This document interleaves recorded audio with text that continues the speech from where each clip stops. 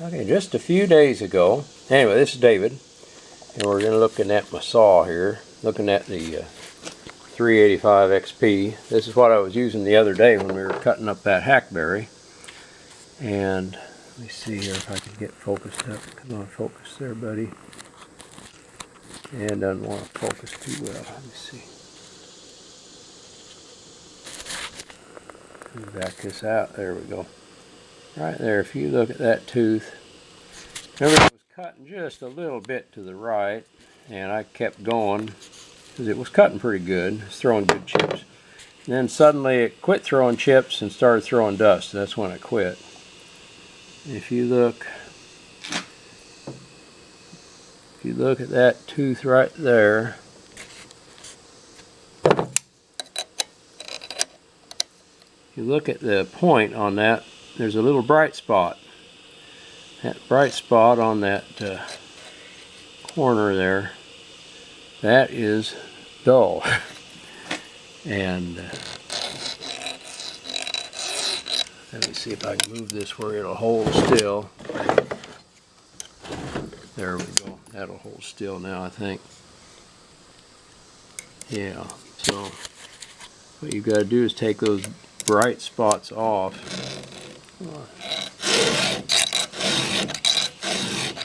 Hard to file looking through the viewfinder. I can't really push too hard. There it's going. Make your cut straight. You want your file level with the front of that, or the top edge of that tooth. And you file those bright places out of the tooth.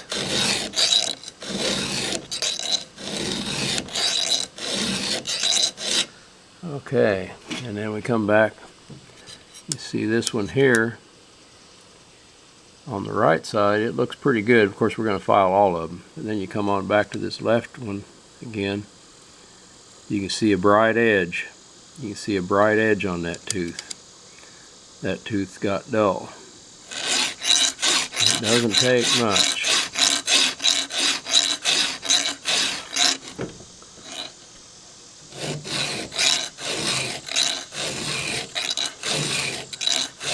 Doing this one-handed, so I'm not able to bear down very good, but that bright edge is disappearing.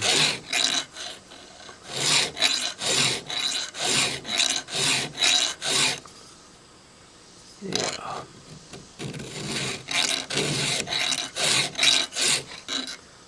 Now I come up here, look at the next one. This tooth here on the right, the point is gone. The point is gone that right. I don't know what I ran into out there. It just suddenly got dull. You can see the point is gone. So when I file that one, I'm going to have to file that until I get that point back. This one, you can see again, there's a bright edge there. That tooth is dull all the way across the top edge. So, file, pushing straight back into the gullet.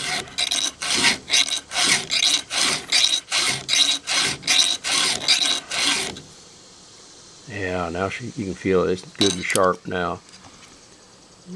Move up there, you can see the gullet's sharp. Top edge just disappears. Point disappears.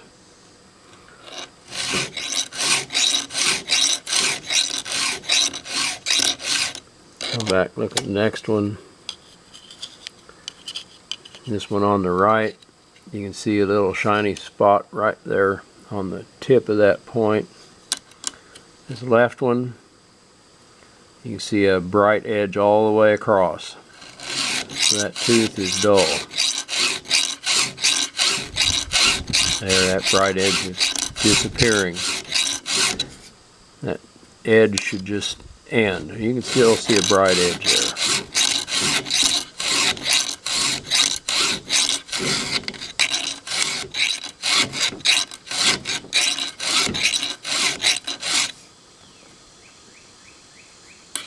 And you can kind of see a whisker edge on the gullet there.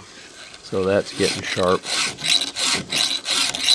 Okay, that's how you do it.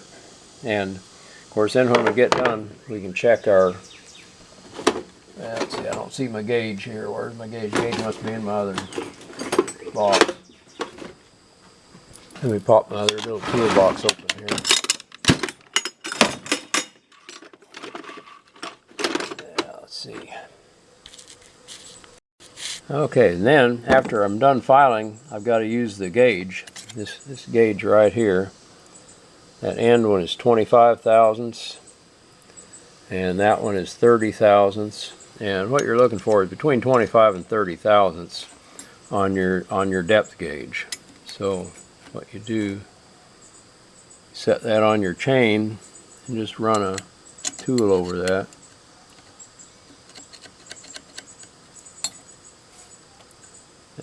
At 25 thousandths it catches. Move it up here to 30.